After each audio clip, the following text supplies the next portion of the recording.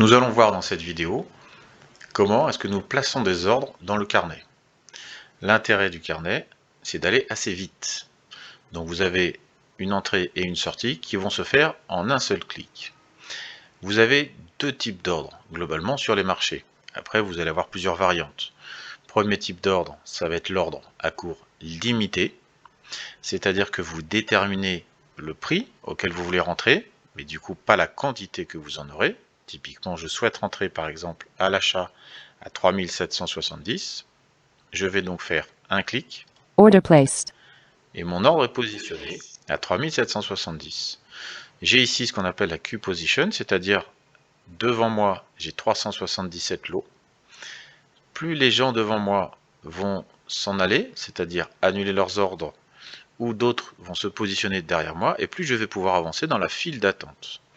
Donc sur les marchés réglementés, vous avez une file d'attente qui est respectée et qui est organisée par la bourse.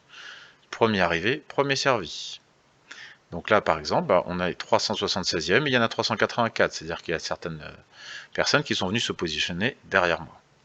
Donc là j'ai positionné un ordre à cours limité à 3770. Je ne suis donc pas dans le marché puisque le marché code 3776.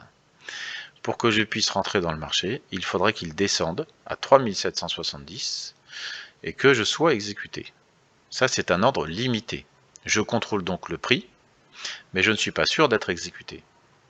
Pour annuler mon ordre, je vais faire un clic droit sur le nombre d'ordres et mon ordre est à nouveau annulé. Deuxième type d'ordre qui existe, c'est l'ordre au marché. L'ordre au marché, c'est quoi?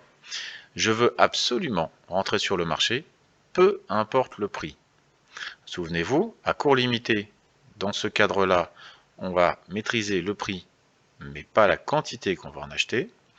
L'ordre au marché, on va être l'inverse, c'est-à-dire qu'on va maîtriser la quantité qu'on va acheter, mais pas le prix auquel on va acheter. C'est-à-dire que c'est un ordre qu'on va utiliser quand on est très pressé. Donc typiquement, je vais cliquer n'importe où sur une de ces cases ici, que vous pouvez voir, et on va me proposer le premier vendeur disponible, c'est-à-dire 3776. Démonstration, je clique ici. Order filled. Et je suis rentré à 3777, puisque le marché a bougé entre le moment où on a parlé du 76 et on est remonté. Je suis donc rentré sur le marché à 3777, en ordre marché, ou market. Si je veux sortir de cet ordre-là, eh ben, j'ai deux solutions. Première solution, puisque je suis à l'achat chez les bleus, il faut que je sorte chez les rouges. Donc première solution, c'est sortir en ordre limité. Je souhaite absolument sortir avec un tick de gain. Donc je vais essayer d'être vendeur. Je suis 261e. Voilà, j'avance, je progresse dans la file d'attente. Il y a beaucoup d'annulations. Voilà, je viens d'être exécuté. Donc je suis rentré à 77, je suis sorti à 78 avec de l'eau, c'est-à-dire que j'ai gagné 20 euros, parce que j'ai gagné un tick à 10 euros multiplié par de l'eau. Si je voulais sortir absolument tout de suite, au lieu de positionner mon ordre dans les ordres limités, j'aurais donc positionné mon ordre dans les ordres au marché, c'est-à-dire n'importe laquelle de ces cases-là.